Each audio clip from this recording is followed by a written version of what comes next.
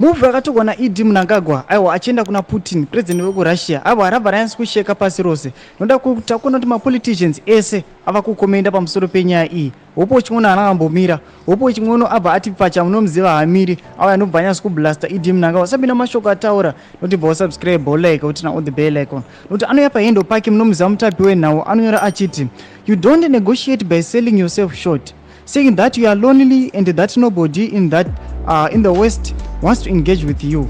This approach signals to the other side that you are a desperate, revealing that you have no perceived value. What we saw explains why Zimbabwe is always getting played. Our leaders don't know how to negotiate at all. He should have said that the West is offering many opportunities to those nations, but because of our liberation history with Russia, he prefers to do business with them if they provide a good deal.